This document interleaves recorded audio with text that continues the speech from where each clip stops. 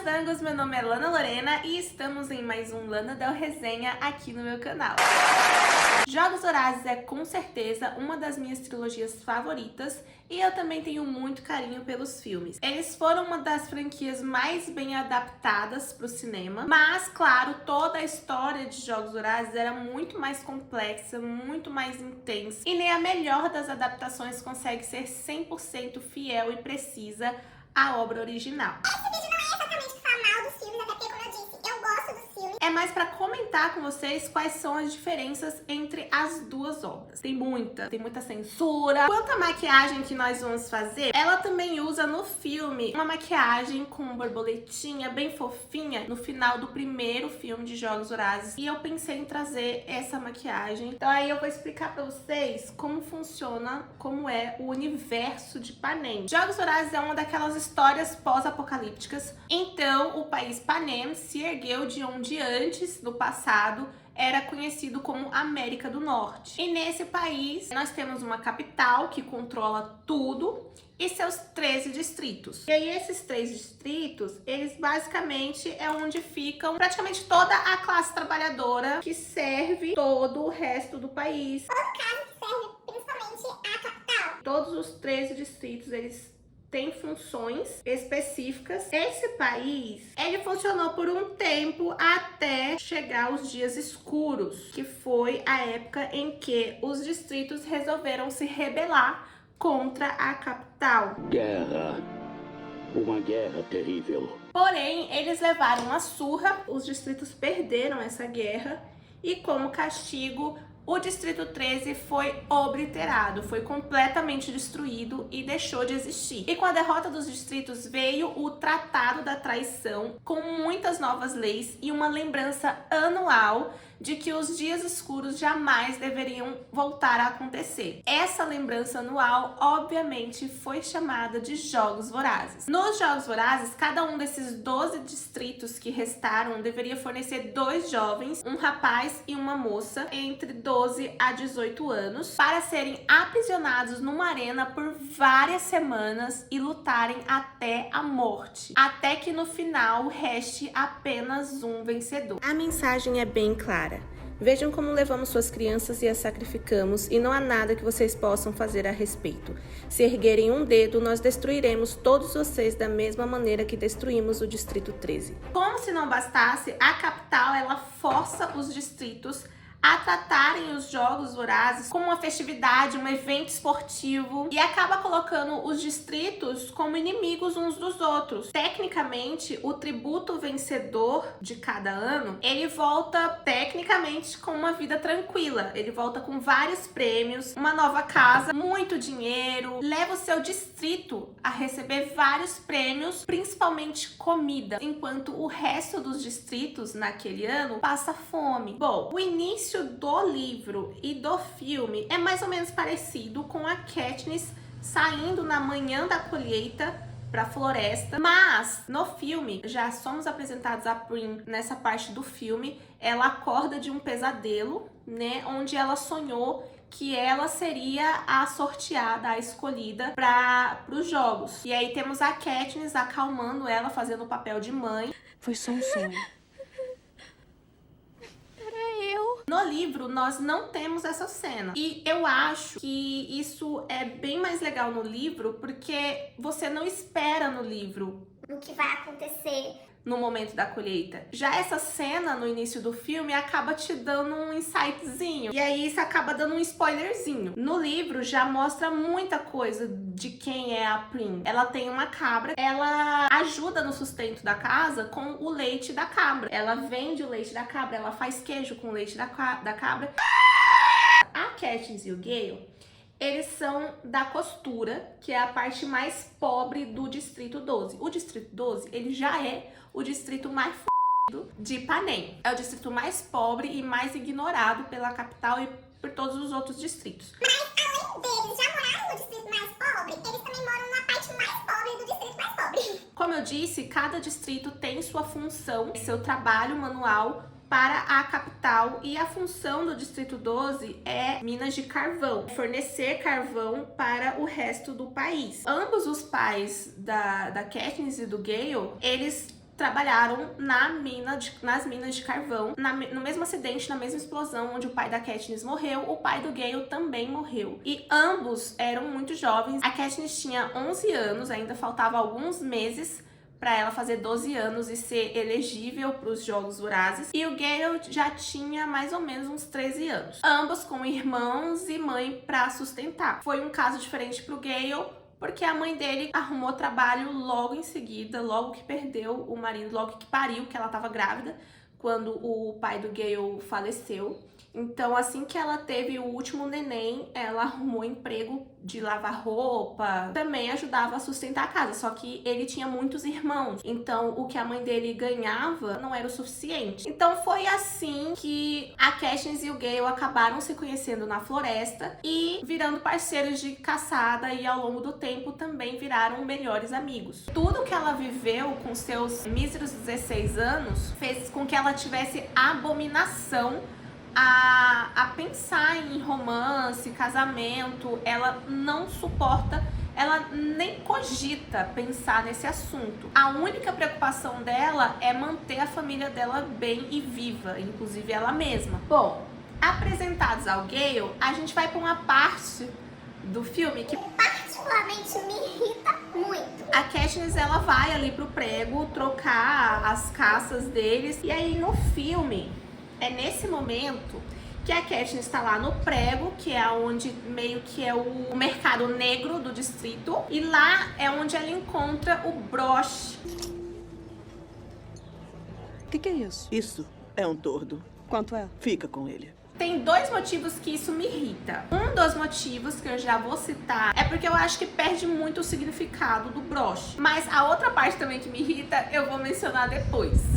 Mas no livro é nesse momento que a gente é apresentado a uma outra pessoa que é também a melhor amiga da Katniss. O nome dela é Mad e ela é filha do prefeito. A Katniss e a Mad, nesse comecinho, elas tinham uma relação simples. A Mad também era muito tímida e muito quieta, que nem a Katniss. Então por isso as duas davam muito certo. E aí quando eles vão lá trocar mercadorias com o prefeito, a Mad já tá super bem vestida, com um vestido bonito, toda arrumada pra colheita. E adivinhe, o que tem lá no vestido dela? Um broche, olha só. Nada acontece.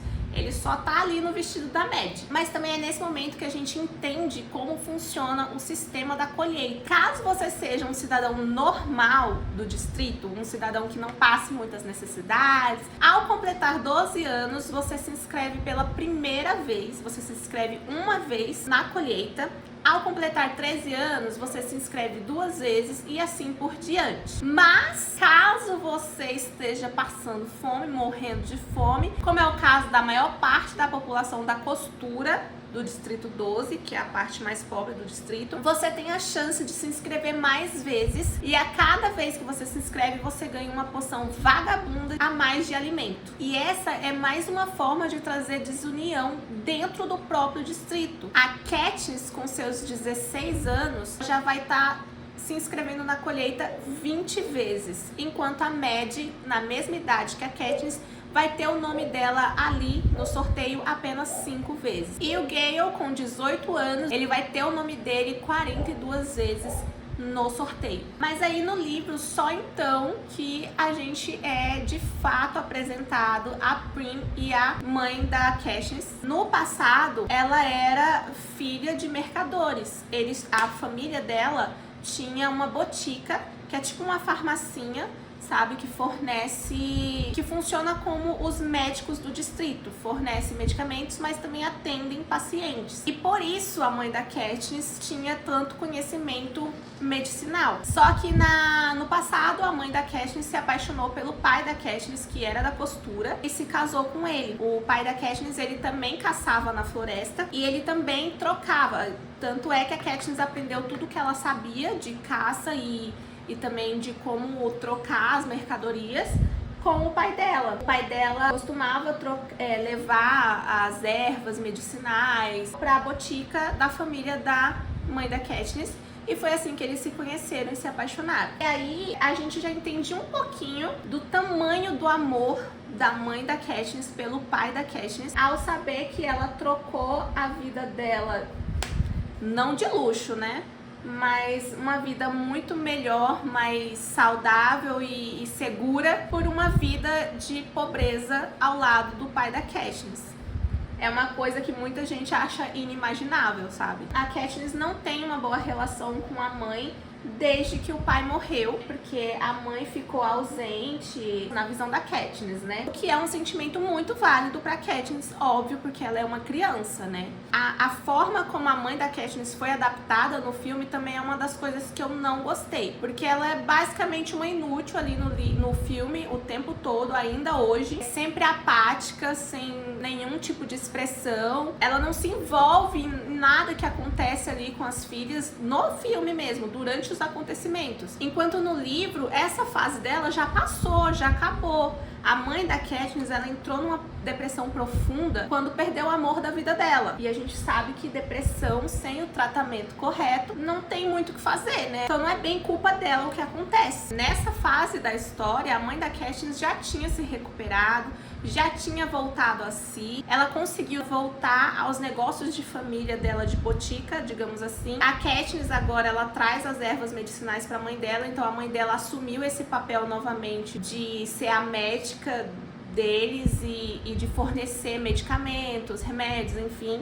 Então ela já trabalhava com isso nessa parte da história. Aí chegamos na parte da colheita, né, gente? O ápice desse momento do filme. Mas no palco, por exemplo, era pra ter 3 cadeiras. Uma pro prefeito, a outra cadeira seria pertencente a F mesmo, que é a representante do Distrito 12, só que ela vem da capital, ela não é do Distrito 12. E a terceira cadeira, obviamente, era pra ser do Hamilton, né, meu povo? O único vencedor do bagulho, e ele vai me aparecer só no trem, pelo amor de Deus? Óbvio que não. Ele tem o lugar dele ali todo ano, ele tem que sentar ali no palco pra se apresentar pro público e pra colheita também. Nessa parte, já é mencionado ali no livro que o Hamilton é o único vencedor vivo do Distrito 12 nessa 74ª edição dos jogos. E nesse primeiro livro, a Katniss já comenta que existiram 2 vencedores do Distrito 12. Só que um já faleceu há muito tempo, porque foi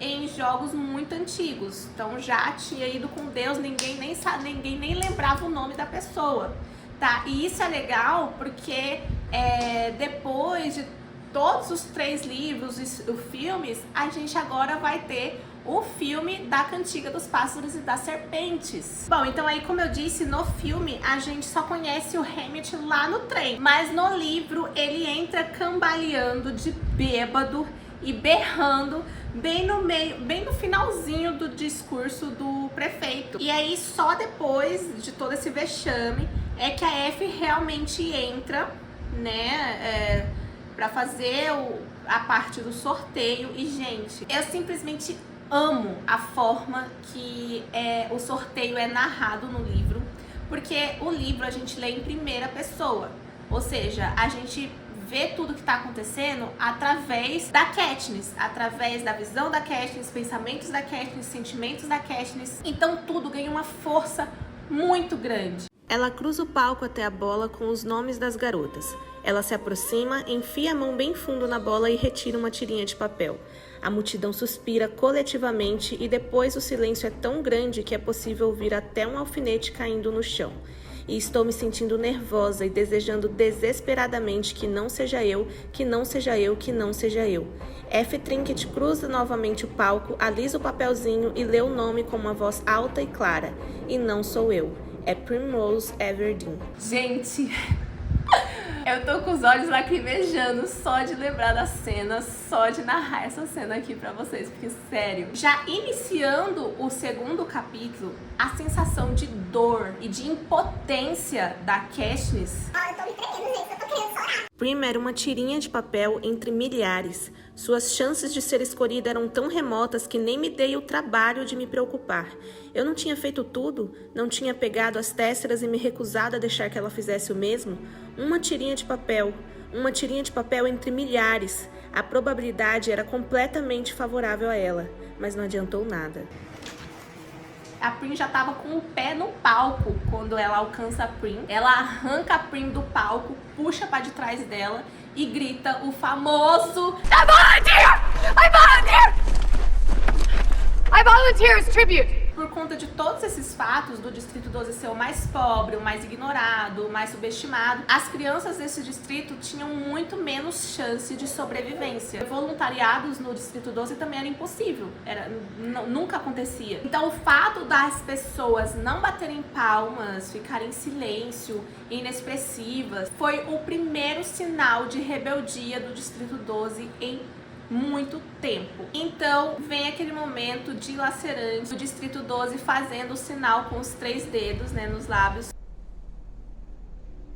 Aquele era o sinal do Distrito 12. E esse sinal, ele só é usado raramente em enterros. Ele significa agradecimento, admiração e adeus à pessoa que você ama. E aí, né, gente, a gente chega pro nosso nenenzinho, o Peeta Mellark, dele ser sorteado como o tributo masculino, né, da colheita ali. O Peeta tem 2 irmãos mais velhos, mas nenhum se voluntaria no lugar dele. Nesse momento a gente tem um rápido vislumbre da história do pão com a Katniss e o Peeta ali no filme. No livro não, no livro a gente já conhece a maior parte do que foi essa história do pão. O pai da Katniss tinha falecido 3 meses antes, então lá estava a Katniss com apenas 11 anos, a irmã Prim com apenas 7 anos, morrendo aos poucos. No dia que o Peeta entrou no caminho da Katniss, faziam 3 dias que ela e a família dela não comiam nada além de água fervida com folhas de menta. Até então ela só se aventurava na floresta junto com o pai dela. E aí nesse momento ela vagou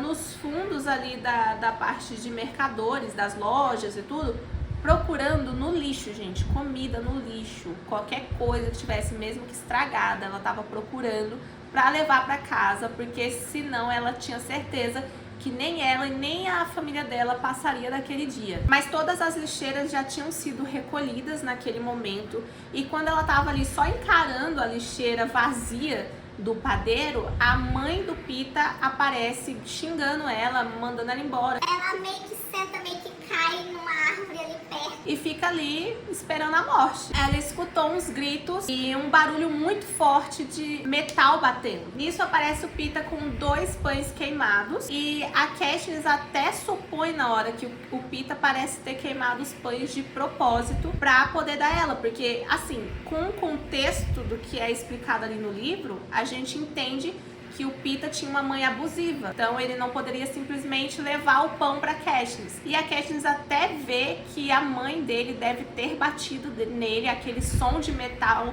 forte batendo em alguma coisa, deve ter sido a mãe dele batendo uma panela ou alguma coisa na cara dele, porque ele ficou com uma marca feia no rosto, a cara arregaçada. Então o Peeta ficou ali tirando a casca queimada e jogando pros porcos, e quando a mãe dele saiu e não tava mais por perto, aí é onde ele vai e joga o resto dos pães para a Katniss. E no dia seguinte, a Katniss até cruza com o Peeta na escola. Teve um momento significativo que, inclusive, ele se conecta com várias partes dos outros livros, e principalmente com o final. E aí tem um momento em que ela pegou ele olhando pra ela, e quando ela tentou desviar o olhar, né, constrangida e tudo mais, ela viu ali o primeiro dente de leão do ano. E olhando esse dente de leão, ela se lembrou de todas as horas passadas com o pai dela na floresta. E foi assim que ela se tocou de como iria sobreviver dali pra frente e ajudar a família dela a sobreviver também. Até hoje não consigo deixar de fazer a ligação entre esse garoto Peeta,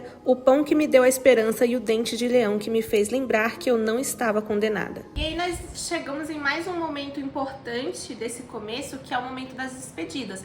A Katniss vai lá, né, dar as instruções pra Prim e pra mãe delas de como sobreviverem sem ela. E aí vem a outra parte do tordo que eu falei pra vocês, do broche, que eu falei pra vocês que me irrita no filme. Porque lá no início a Katniss tinha ganhado o broche no filme, né? E aí ela dá esse broche pra Prim, dizendo que era pra dar sorte pra ela, porque a Prim tava super nervosa e tal. E aí ela fala, toma aqui, minha querida, pra te dar sorte. Mas, gente, obviamente o bagulho não deu certo. Não deu sorte pra Prim. A querida com 12 anos, primeira tirinha dela, foi sorteada para os Jogos Vorazes. Então, obviamente, aquilo ali não deu sorte. Aí me vem na despedida delas e a Prim devolve o broche para a irmã dela, dizendo que é para dar sorte nos jogos. Gente, não faz sentido, pra mim ficou ridícula essa cena. Mas no livro não foi assim, como eu falei. O Brosh, ele tem uma pequena aparição ali no começo com a Mad. E aí no livro a Mad aparece desesperada. E aí ela fala pra Katniss que nos Jogos Vorazes é permitido que a pessoa utilize um símbolo do distrito. E aí ela implora pra Katniss usar o broche nos jogos. Essa é o começo da história do broche, mas ele vai ganhando mais significado e importância ao longo da história e também quando a Katniss começa a entender de onde o broche veio. Outra visita também que não aparece no filme é o pai do Peeta, o padeiro. Ele promete pra Katniss que vai ficar de olho na Prim pra ver se a Prim tá sendo bem alimentada. E aí só então é que nós temos a visita do Gale, que é bem parecida com a do filme. Inclusive a fala dele pra Katniss: Você sabe caçar. Animais. Não é diferente. E por mais que eu veja muita gente defendendo essa fala do Gale, é exatamente essa linha de pensamento que diferencia o Gale da Katniss e que justificam toda a trajetória da Katniss até ela se tornar o Tordo. A Katniss é rica em empatia. Aí chega no trem, é aquilo do filme, muito luxo, muita comida, tudo muito surreal, sabe? E aí no livro é no momento que ela fica sozinha no quarto dela no trem e ela pra observar o broche e identifica o tordo no broche. Durante a rebelião, a capital ela tinha criado animais geneticamente modificados para serem utilizados como arma, que são os que a gente conhece como bestantes. Entre esses animais modificados na rebelião, havia um pássaro que ele era conhecido como Gaio Tagarela, que tinha a habilidade de memorizar e repetir falas humanas. No geral, eles eram todos machos e criados para serem lançados nos lugares onde a capital sabia que poderiam existir inimigos ali da capital, né, para poder retornar ao lar depois com todas as informações dos inimigos. Assim a capital podia saber as estratégias dos rebeldes e tudo mais. Mas daí com o tempo os rebeldes descobriram os Gaio Tagarelas e aí o feitiço se voltou contra o feiticeiro. Os rebeldes eles começaram a enviar informações erradas, mentiras para a capital, fazendo com que a ideia do pássaro fosse uma grande piada. E aí depois disso os pássaros eles foram abandonados na floresta para morrer. Só que como é citado no Jurassic Park várias vezes, a vida sempre encontra um meio. Os machos Gaios Tagarelas acabaram cruzando com as fêmeas de tordos, criando uma nova espécie que não tinha mais a habilidade de replicar palavras humanas, mas que conseguiam imitar os timbres vocais e recriar canções inteiras se eles gostassem da sua voz. O pai da Katniss, ele particularmente adorava os tordos, ele costumava assobiar canções para os tordos na floresta com a Katniss. Quando ela identifica o tordo ali no broche, ela se sente reconfortada com o pássaro nas mãos, porque é como se ela tivesse um pedaço do pai dela ali protegendo ela. No filme, a primeira interação da Katniss com o Peeta é meio tensa, porque a Katniss fica ignorando o Peeta. Mas no livro, gente, na verdade, a Katniss e o Peeta se dão muito bem. E aí, no livro, no dia seguinte, é a primeira vez que eles têm uma refeição com o Hammett no trem. Eles conseguem ter um contato real com o Hammett, que é super diferente do filme. Eu adoro o ator que faz o Hammett e eu gosto do Hammett dos filmes, mas ele não chega a ser tão escroto no livro. Ele começa como um bêbado e sim, fica claro que os tributos dos anos anteriores provavelmente não tiveram chance também por causa da negligência do Hammett. Mas tudo isso tem um contexto, óbvio. No filme, a primeira interação deles é logo que eles chegam no trem e ele é super escroto, falando coisas do tipo pra eles aceitarem a provável morte e que ele não pode fazer nada pra poder salvar a vida deles. E depois ele tá comendo uma refeição super de boa com o Peeta quando a Katniss chega de forma super grosseira, isso no filme. No livro, durante esse café da manhã, depois deles terem comido e tal, que a Katniss entra no assunto de ele ser o conselheiro dos dois e tal, e ele responde que o primeiro conselho dele é que eles se mantenham vivos. Mesmo estando bêbado e começando a rir logo em seguida, mas enfim. E olha só, a primeira pessoa a perder a paciência com o Hammett, porque ele começa a rir depois, de forma meio debochada e tal, é o Pita, não é a Katniss. O Pita perde a paciência com o Hammett e dá um tapa na mão do Hammett que tava segurando a cachaça. E aí o Hammett, ele fica meio chocado na hora, mas aí ele responde com um socão na cara do Pita, que derruba o Pita longe. Só então, quando ele volta pra pegar outra bebida na mesa, é que a Katniss finca a faca entre a mão dele e a bebida. E isso faz com que o Hammett comece a prestar atenção na Katniss e no Pita. É a primeira vez que ele tem a sensação de que ele pode ter a esperança de que ele consiga trazer um desses dois jovens de volta pra casa. E aí ele já se volta pra Katniss perguntando se ela conseguia acertar mais alguma coisa com aquela faca além da mesa. E aí nesse momento o Hammett coloca os dois de pé no livro, né? Começa a examinar os corpos deles, vê que eles são suficientemente fortes, e aí eles fazem o trato. O Hammett promete que ficaria sóbrio o suficiente para ajudar eles na arena, enquanto eles deveriam fazer tudo o que ele mandasse e não poderiam interferir na bebidinha dele. No filme fica a impressão de que o Hammett já começa a meio que colocar um contra o outro ali. Tá, e o Pita sabe o que tá fazendo. Toda hora enfatizando que a Katniss é arrogante, que ela é problemática. Eu sinto muito essa impressão no filme de que ele fica rivalizando os dois, enquanto no livro não. No livro, desde esse princípio, o Hammett tem a estratégia de apresentar os dois como dois grandes amigos e que os dois fazem tudo juntos. E aí assim que eles chegam na capital, eles são enviados para os estilistas. Aí entra mais uma das mudanças do filme, que começa simples, mas termina de um jeito que eu acho que faz com que perde um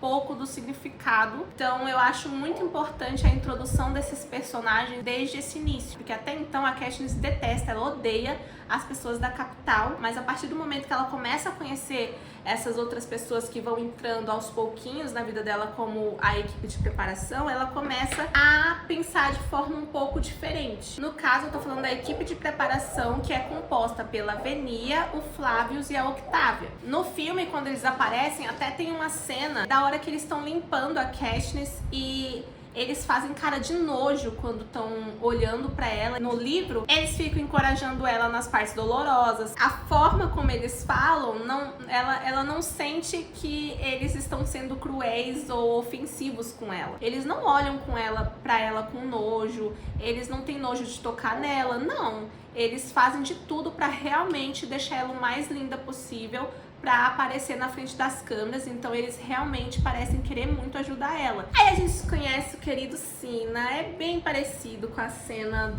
do filme. Aí chega o momento icônico da cerimônia de abertura. Eu gosto no filme, mas no livro também é muito legal, porque ela tinha decidido se fechar pro Pita. Ela percebe que ele é muito gentil e pessoas gentis conseguem alcançar um lugar especial no coração dela. E isso não seria legal pra ela, considerando que ele seria rival dela na arena.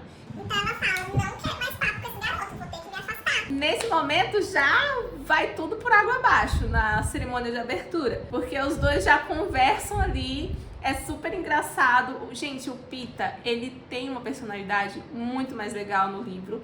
Ele é muito engraçado, sabe? Ele é cheio de piadinha. E ele é muito charmoso também, sério. Porque eles riem juntos. A Katniss ri junto com o Pita. Ela não consegue evitar. O Pita é uma pessoa apaixonante. Diferente do filme, no filme é o Pita que tem a ideia de segurar a mão da Katniss. Mas no livro, a ideia vem do Cinna. E a Katniss obedece sem pestanejar. E é muito legal porque desde a primeira interação você sente, e nesse momento principalmente, você sente que a Katniss e o Pita têm muita sintonia. Um passa muita segurança pro outro. E aí ele elogia ela, fala que, tipo, que ela deveria usar as chamas mais vezes e tal. Tipo, ela sente um negócio, gente. Ela sente um fervorzinho. Só que aí ela começa a se repreender. E ela fala, não, provavelmente deve ser joguinho dele. Ele deve estar me seduzindo, pensando na forma que vai me matar lá na arena. No livro, a gente já é introduzido ao que é um Avox. Nesse começo, quando eles chegam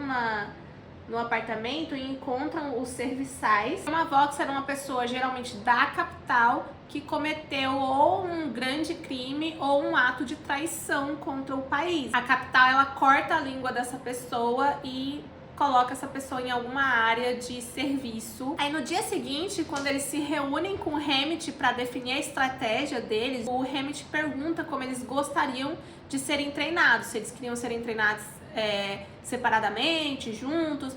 E aí o Peeta fala que não tem nenhuma habilidade que ele queira esconder da Katniss, então pra ele não vê necessidade de treinar separado dela. E a Katniss também fala que também não vê necessidade de treinar separada do Peeta. Seria mais ou menos o equivalente àquela cena do filme em que os dois brigam falando sobre a habilidade um do outro. A discussão realmente acontece no livro, com a diferença de que a Katniss, além de mencionar o quanto de peso o Peeta consegue erguer, carregar, ela também conta que ele era muito bom em luta livre e que ele venceu todas as lutas que acontecem na escola, lutas esportivas mesmo que aconteceram na escola, e que ele só perdia pro irmão mais velho dele. Nesse momento ela também percebe que, além do Peeta ter reparado muito nela, que ela também aparentemente havia reparado muito nele. No filme o Peeta sai bravo, mas no livro quem encerra essa discussão é o Hammett. Ele fala que os dois estão certos em seus pontos e fala pro Peeta que a Katniss tem razão, porque, tipo, na arena não existe só luta com arma. Na arena também pode acontecer de uma pessoa vir pra cima de você, de ter uma luta braçal, uma luta corpo a corpo. E nesse tipo de situação, muito provavelmente o Peeta teria muito mais chance de ganhar a luta do que a Katniss, porque a Katniss é uma guerreira à distância, né? Então, no corpo a corpo, a Katniss seria completamente subjugada. Como quase aconteceu, que a gente sabe. E aí, nesse momento, o Hammett também, ele exige que os dois andem sempre juntos, tanto no treinamento quanto em qualquer lugar, e que eles sejam sempre amáveis um com o outro. Ele exige que os dois aprendam tudo o que eles não saibam durante as sessões de treinamento. E ele, assim como no filme, ele também ele proíbe os dois de mostrar as reais habilidades deles até a sessão individual com os idealizadores dos jogos. E diferente do filme, eles realmente obedecem essa ordem do Hammett. E aí realmente ninguém vê as habilidades nem do Peeta e nem da Katniss até as sessões individuais. E aí nas sessões individuais acontece basicamente a mesma coisa. A única diferença é que depois daquela primeira flecha que a Katniss erra, no livro, ela não é só uma flecha que ela acerta em seguida. Ela acerta várias flechas depois da primeira que ela errou. Ela acerta tanto o alvo, aí tinha umas cordas segurando uns negócios lá no teto, ela acerta as cordas. Gente, imagina acertar uma corda com uma flecha. E aí depois ela vê que os idealizadores não viram nada disso. Aí ela fica puta, né, gente? O tanto de coisa que a bicha acertou ali e ninguém tava prestando atenção nela, ela fica com sangue quente. E aí é onde tem a cena icônica dela acertando, amassando o porco. Então eles devem ter visto que, além dela ter acertado o porco, eles devem ter reparado no ambiente que ficou depois. Ai, gente, eu odeio a entrevista dela no filme. Eu acho super vergonha alheia, porque ela tá o tempo todo parecendo uma mosca morta na entrevista. No livro, não. No livro ela começa tímida, mas aí ela vai se soltando, ela vai soltando umas piadinhas, ela fica carismática no livro, sabe? Só que isso ela precisa estar olhando diretamente pro Cina, realmente. Já a parte do Peeta é bem fiel no filme, bem resumido, sim, claro, mas acho que eles conseguiram passar bem a essência do personagem nesse momento do filme. Então nossos tributos, eles são levados pra arena, toda essa parte é bem fiel no filme. Tem a cornucópia lá, onde tem todas as coisas que podem atrair os tributos para a primeira batalha dos jogos. Tem as armas, tem alimentos, tem todo tipo de coisa que podem garantir a sobrevivência de alguém na arena. Então, obviamente, lá na cornucópia, nesse início, sempre acontecia o primeiro banho de sangue dos Jogos Vorazes. O Hammett tinha orientado eles a, de fato, não entrarem nessa luta, que eles tinham que correr pra floresta, procurar água. E aí, tipo, é tudo bem parecido nesse começo. Chegando ao fim do primeiro dia da arena, a gente já conta com 11 mortes. Mas bem, no filme, a gente tem a sensação de que a Katniss encontra água rapidinho, sabe? Logo que ela entra na floresta, já tem a cena dela encontrando água e bebendo água loucamente. Mas, gente... No livro, não é assim não. A menina sofre Ela demora muito pra achar água. E aí, esse delineado, ele vai terminar bem na pontinha do meu olho, entendeu? Primeiro, acontece toda aquela situação da fogueira, da menina que acende a fogueira, quando os carreiristas aparecem e a Katniss percebe que o Pita se aliou aos carreiristas. No filme, nesse primeiro momento, a gente realmente tem a impressão de que o Pita tá ajudando os carreiristas a procurar pela Katniss e ele denuncia as arapucas dela. Olha só que ridículo! Mas no livro, ele não menciona as arapucas. Tipo, ele finge estar do lado dos carreiristas, ele finge estar realmente ajudando eles a encontrar a Katniss, mas ele não fala nada sobre a Katniss. Ele não fala sobre as habilidades da Katniss, ele finge que não sabe, e ele não fala sobre as arapucas. Eu acho também muito legal como mostra a inteligência da Katniss durante os jogos, sabe? Eu acho que faltou muito disso, mostrar o conhecimento de sobrevivência dela nos filmes. No segundo dia, no livro, ela já começa a sofrer com a desidratação, porque até então ela não encontrou água, gente. No terceiro dia, ela continua procurando por água e já quase perdendo as faculdades mentais. É quando rola a primeira comunicação entre ela e o Hammett. Que não é igual no filme, gente. Eu acho muito ridículo como acontece no filme. Soa estranho, porque você dá muita vantagem pro tributo, porque nem todos os tributos ganham muitas dádivas, ganham patrocinadores, então isso é você dar muita vantagem, você já tem a vantagem de receber a dádiva, e aí ainda tem a vantagem do seu mentor te mandar bilhetinho com charada pra você decidir como você tem que agir. Tipo, isso é meio sonso no filme, sabe? No livro não existe bilhetes. Na verdade, nesse momento também não tem dádiva. Nesse momento que ela tá procurando água. Só que rola essa comunicação, porque a Katniss fica ali confusa e com raiva do Hammett, de tipo, por que esse cara ainda não me mandou água? Ele deve saber que eu não vou durar muito mais tempo sem água. E aí é quando, justamente por ser muito parecida com ele, mesmo sem ela saber, ela ainda não tinha entendido que ela e o Hammett eram muito parecidos, mas justamente por eles serem muito parecidos, ela entende que o Hammett provavelmente ainda não enviou água para ela, justamente porque ela está perto de encontrar água. A cada dia que passa na arena, as dádivas vão ficando mais caras, né? Então ele precisa saber o momento certo de mandar a dádiva para não perder a oportunidade depois. E aí ela arruma forças para continuar procurando, mas só no finalzinho desse terceiro dia, quando ela realmente está quase desistindo, que ela de fato encontra água. Daí a parede de fogo que acontece no filme, ela vem depois disso. Acho que mais ou menos quando estava amanhecendo o quarto dia, é que ela acorda com essa parede de fogo. Mas diferente do filme, esse ataque do fogo não foi exclusivo pra Katniss não, tá? No filme dá a entender que eles começam a atacar ela com fogo porque ela começou a andar pra muito longe do resto dos tributos na arena. No livro já fazia 2 dias sem mortes, sem luta, provavelmente porque a arena era enorme e daí os tributos deviam estar muito espalhados pela floresta. E aí esse tipo de evento era muito comum nos jogos. A própria Katniss já imaginava que algo assim poderia acontecer, que era os idealizadores forçando uma aproximação de todos os tributos para uma luta. Em questão de ferimentos, foi nessa parte de fogo que eles começaram a fazer as censuras, porque, por exemplo, a Katniss fica muito pior no livro. A parte pior, mais queimada, realmente foi a da perna. Mas, no livro também ela perde boa parte do cabelo e teve queimaduras mais leves, porém um pouco lascadas, em ambas as mãos. Todo mundo ali se lascou um pouco com a questão de queimaduras. Lembrando que no livro não existia essa coisa de bilhetinho. O Hammett enviava a dádiva e ela tinha que ela mesma entender, descobrir o que ela tinha que fazer com aquilo ali. E muitas vezes eram coisas que ela não conhecia, como por exemplo a pomada. Ela só percebeu que era uma pomada para queimadura quando ela passou o dedo no conteúdo gosmento e sentiu um alívio instantâneo nas mãos. Mas assim, os remédios enviados para a arena, eles eram muito potentes, mas eles não eram milagrosos como mostram no filme não, tá, gente?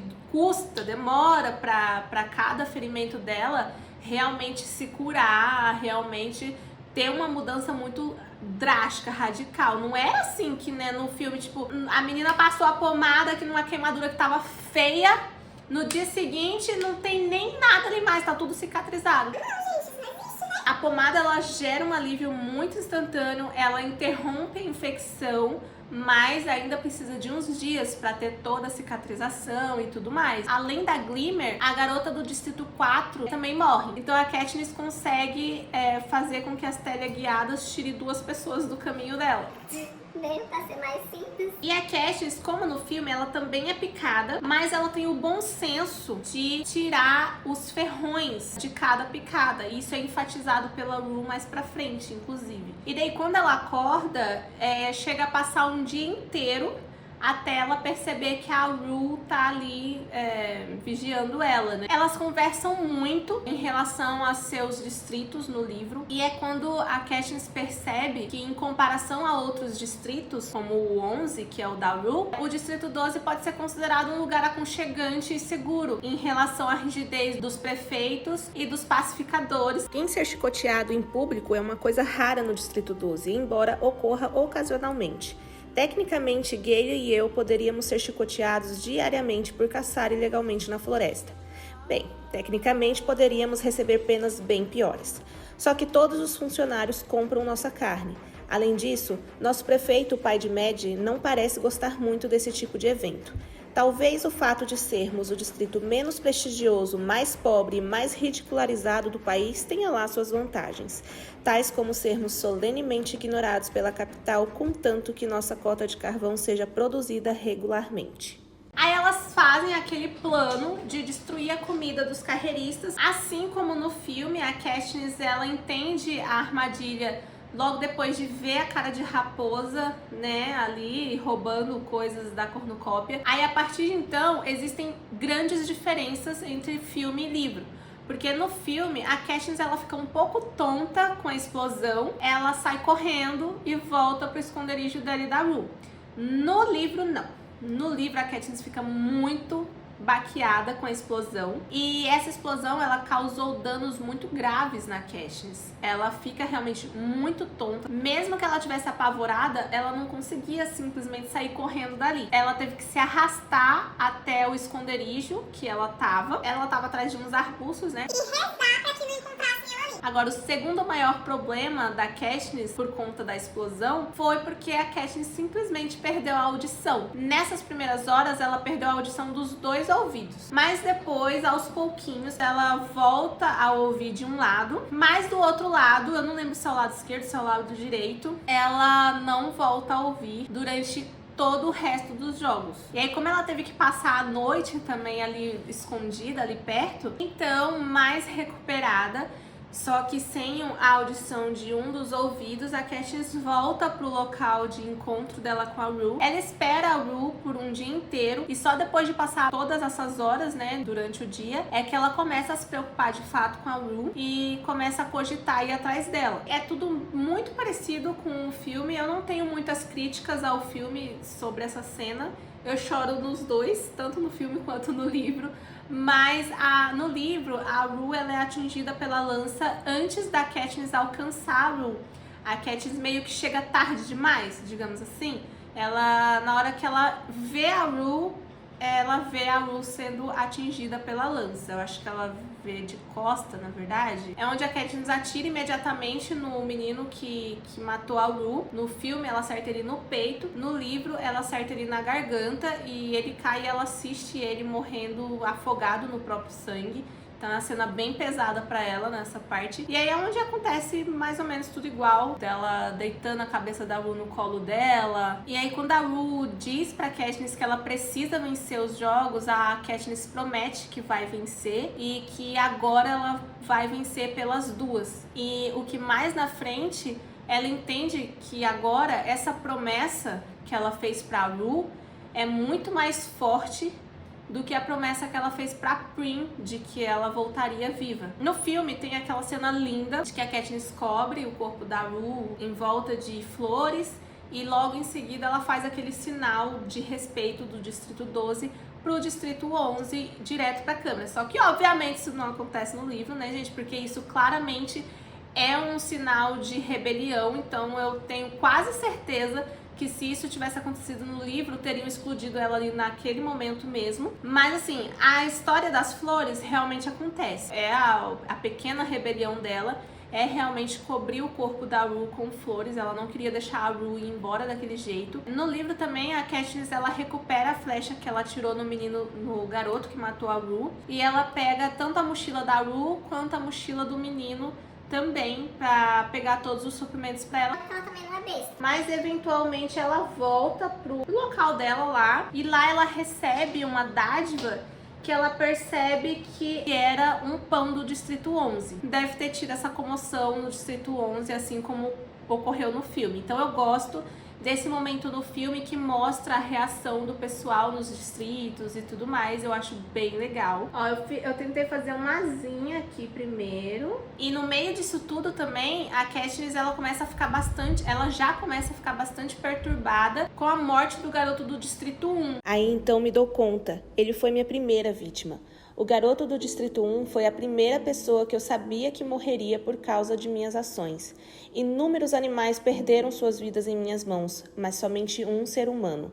Escuto Gale dizendo, e qual é a diferença afinal? Incrivelmente familiar na execução, totalmente diferente nos desdobramentos. Matei um garoto cujo nome nem mesmo sei. Em algum lugar sua família está chorando por ele.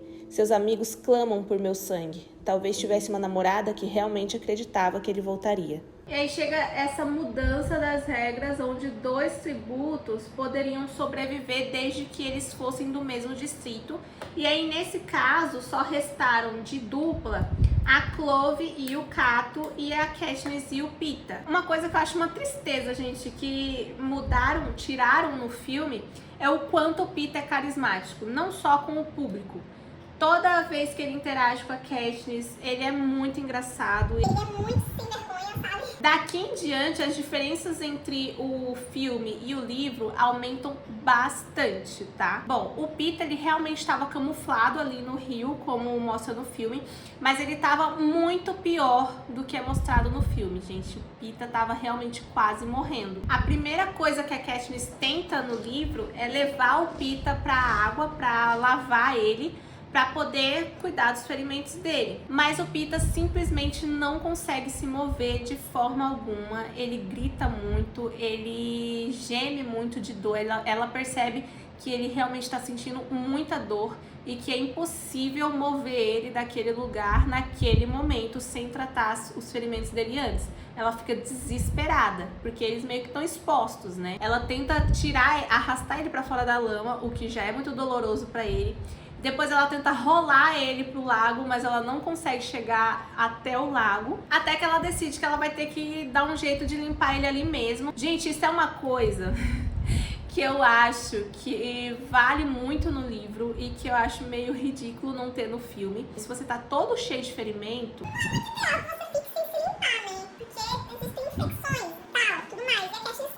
No filme, ela leva o Peeta todo sujo, todo cagado pra caverna e tenta cuidar dos ferimentos dele daquele jeito mesmo, que né, no sangue lá, o trem todo cheio de sangue, ela passa a pomada sem lavar nem nada. Então a Katniss começa aos poucos, né, ela começa tirando as partes de cima e ela já encontra uma grande queimadura no peito dele e 4 ferroadas de teleguiadas com ferrões, então ela precisa cavucar todas as ferroadas para tirar os ferrões que estão muito infeccionados. Então ela começa fazendo o mesmo processo que a Rue fez nas ferroadas dela, ela faz no Peeta. Inclusive, mesmo depois que a Rue morre, ela continua com o tratamento dos próprios ferimentos, a Katniss, né? Ela continua tratando as próprias queimaduras, ela continua tratando os próprios ferrões, porque as coisas não saram de uma hora para outra assim, não. E aí no Peeta, ela faz os mesmos processos, ela mastiga as ervas para colocar nas ferroadas,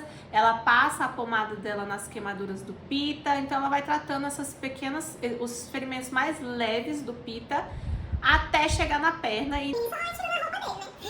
Só depois que ela lava a perna dele é que ela vê o quanto a perna dele tava fodida. Aí uma coisa que tinha de muito útil na mochila do garoto do Distrito 1 era justamente um kit de primeiros socorros, onde tinha alguns comprimidos pra febre, tinha alguns negócios... Chama aquele negócio que enfia na ferida, tipo atadura, né?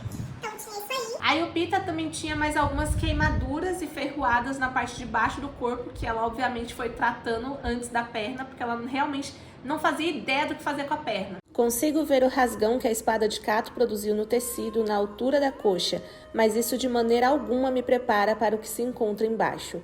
O talho profundo e inflamado que exuda sangue e pus, o inchaço da perna e o pior de tudo, o cheiro de carne supurada. Ela até chega a pensar que nessa altura dos jogos, naquele momento, a Prim seria muito mais útil do que ela ali pro Peeta. Mas, como eu disse, a Katniss é muito inteligente, então ela tem a brilhante ideia de usar a mesma erva que a Rue usou para as ferroadas, porque as ervas, elas sugavam a infecção das ferroadas. E funcionou porque começou a sair muita pus. Pelo que ela descreve, ele parece ter perdido um balde ou mais de pus ali daquele ferimento da perna dele. E aí só então, depois que ela consegue remover todo aquele pus, é que ela consegue ver a profundidade do corte que ia até o osso. E aí só depois de tratar todas as feridas do Peeta, ela consegue fazer ele andar um pouco até a caverna, mas ela vê que a febre dele está cada vez mais alta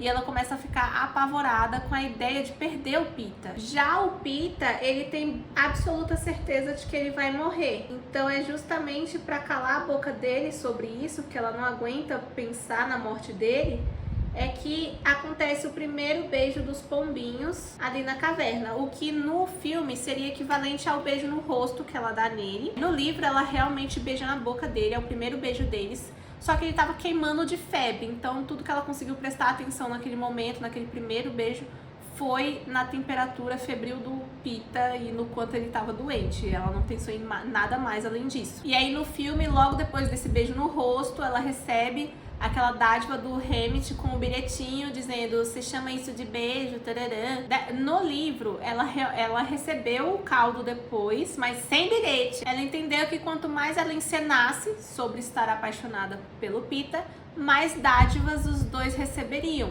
E o Peeta precisava desesperadamente de alguma coisa que curasse o ferimento dele. Bom, a Katniss, ela tenta encenar mais a partir daí, no sentido de ser mais carinhosa, de ter gestos mais carinhosos. Inclusive, ela pensa bastante nos pais dela.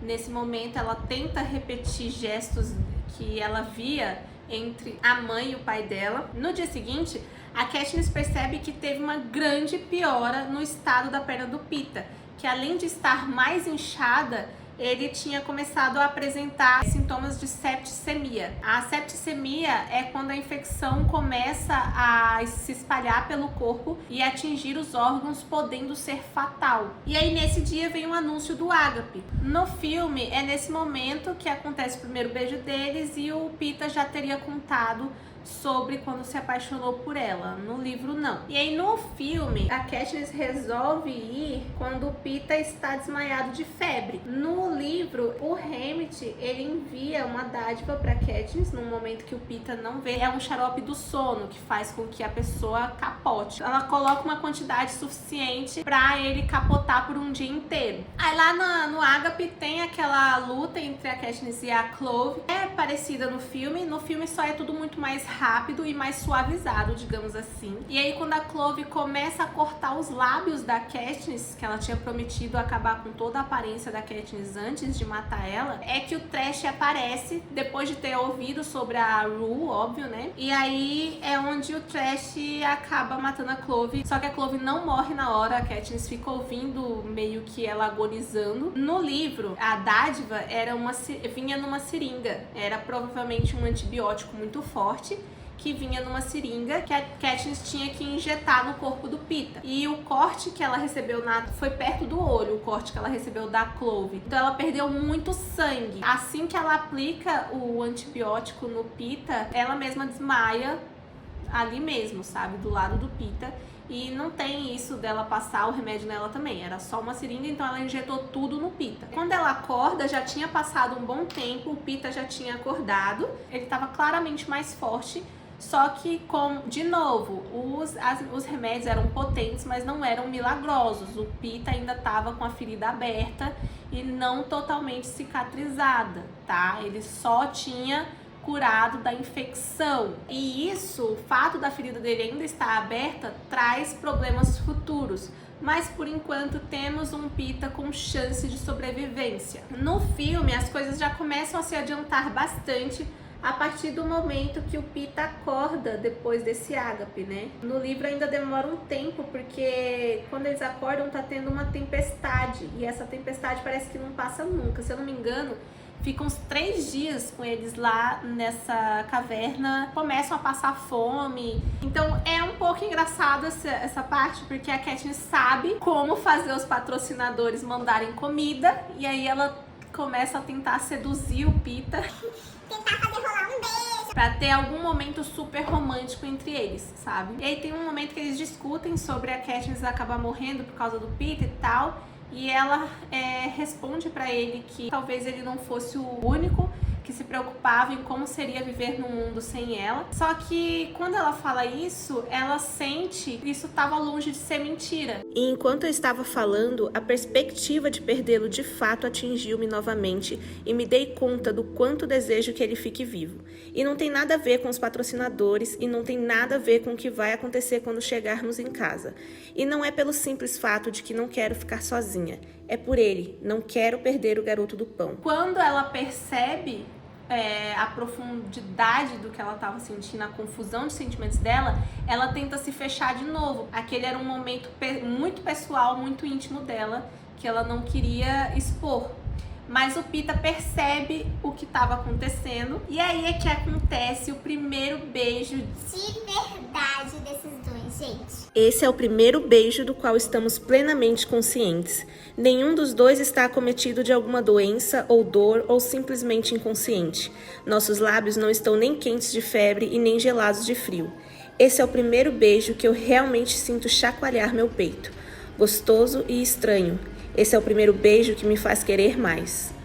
Me fala, pelo amor de Deus, me fala. Mas, apesar de ter sido um momento muito bonito, muito gostoso, não foi ali ainda que eles conseguiram comida dos patrocinadores, porque o público já não estava satisfeito só com um beijo. Até aquele momento eles já tinham se beijado várias vezes, mesmo que para ela aquele tenha sido o verdadeiro primeiro beijo, mas para o público eles já tinham se beijado várias vezes.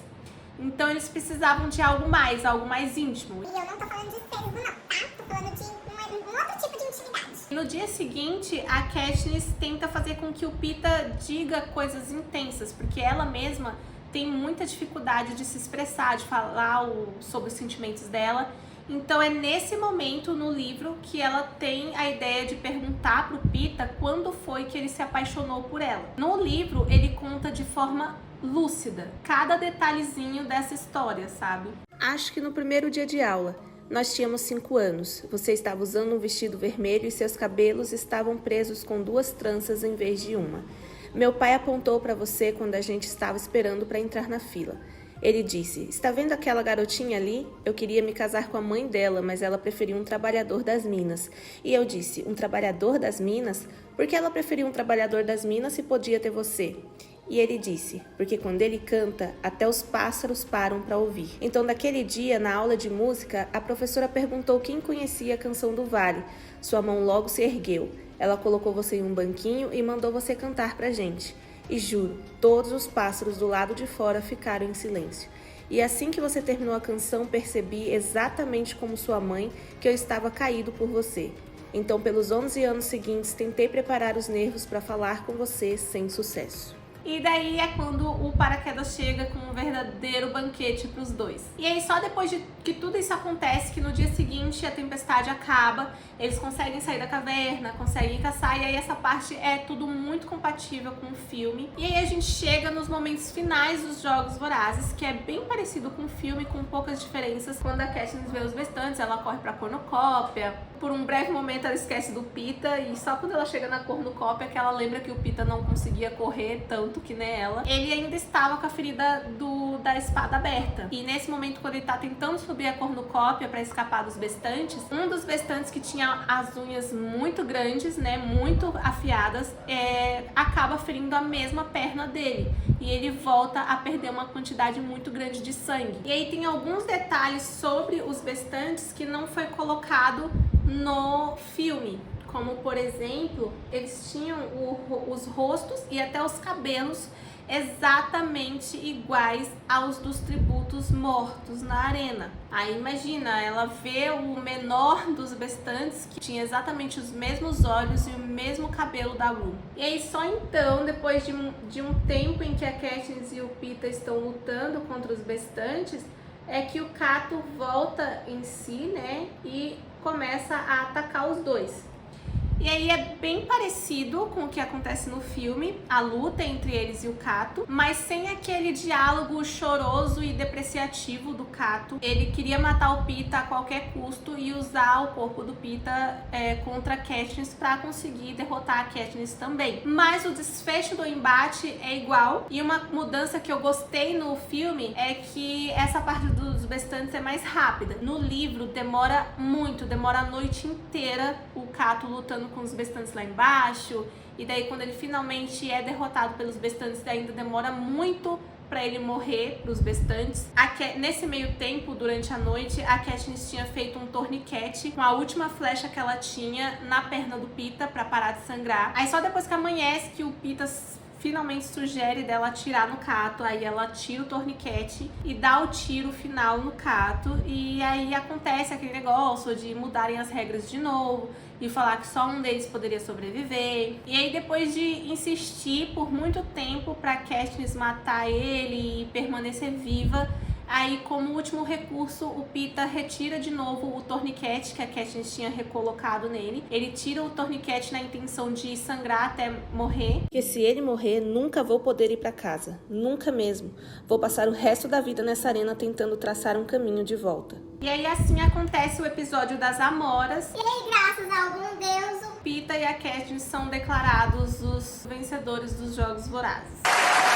Assim que eles são levados para os aerodeslizadores, o Peeta já é imediatamente levado para uma sala de cirurgia que já estava pronta, preparada para ele. E a Katniss, ela ainda estava sob o efeito dos jogos. Ela fica muito desesperada naquele momento que tiram ele de perto dela, e ela fica gritando ferozmente. Ela fica ali atrás do vidro assistindo toda a cirurgia, e pelo que ela percebe, o Peeta aparentemente chegou a ter 2 paradas cardíacas durante a cirurgia. Daí depois, após a própria Katniss ser tratada dos ferimentos dela, ela voltou a ter audição no ouvido dela, que ela tinha perdido a audição, né? Então os 2 ouvidos dela voltaram a funcionar normalmente. E também é citado que os idealizadores dos jogos tentaram modificar o corpo da Katniss cirurgicamente, com plásticas. E o Hammett teve uma discussão muito feia com os idealizadores, com os médicos, para que não fizessem nenhuma alteração cirúrgica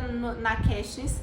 E aí o tratado deles, para que aceitassem a condição do Hammett, foi que o Sina colocasse enchimentos no vestido da Katniss para apresentação depois dos jogos, porque ela voltou muito mais magra, né? Exceto pelas cicatrizes. Todas as cicatrizes que a Katniss tinha foram todas removidas de forma cirúrgica. Nessa primeira aparição deles pro público, eles iam só assistir aos cortes da meio que a edição, tipo o BBB, que tem a edição do dia ou da semana, sabe? Depois desse primeiro evento, a Katniss e o Peeta vão para outros eventos, vão para um jantar com os patrocinadores e tudo mais. E só no dia seguinte é que rola a entrevista mesmo do Caesar com os dois, num lugar mais intimista. E aí é nessa entrevista, nesse segundo dia, que a Katniss percebe que o Peeta simplesmente perdeu a perna dele, gente.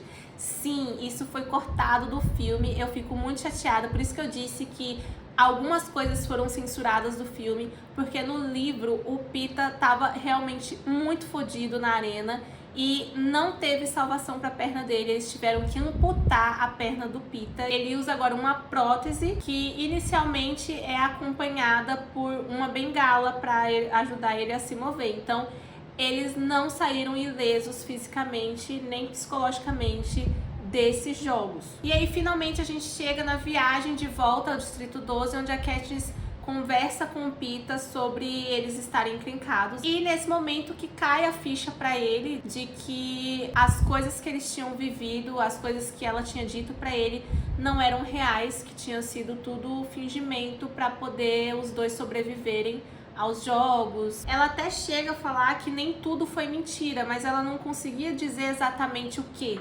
Com o canto dos olhos, vejo Peter estender a mão. Olho para ele sem muita certeza. Uma última vez para o público, diz ele. Sua voz não está zangada, o que é pior. O garoto do pão já está me escapando.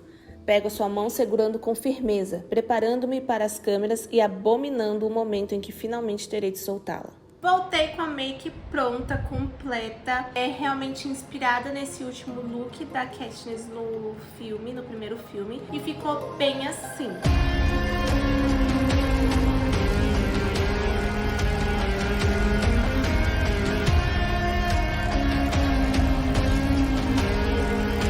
E a história de Jogos Vorazes, claro que não acabou, né, gente? Eu acho que ficou um vídeo um pouco mais longo do que eu pretendia. Comentem bastante aqui no vídeo, principalmente pra mim saber se vocês querem que eu continue falando sobre a saga. Inclusive, como vocês viram, é um vídeo um pouco trabalhoso pra fazer, é um vídeo longo. Pra continuar fazendo algo com esse nível de trabalho, eu preciso saber se vocês estão gostando de assistir. Então comentem pra me contar quais são as opiniões de vocês. Me contem também o que vocês já sabiam, o que vocês não sabiam sobre essa parte da história. Se você é Team Gale, se você é Team Peeta, enfim, deixe todas as suas opiniões sobre esse primeiro filme dos Jogos Vorazes.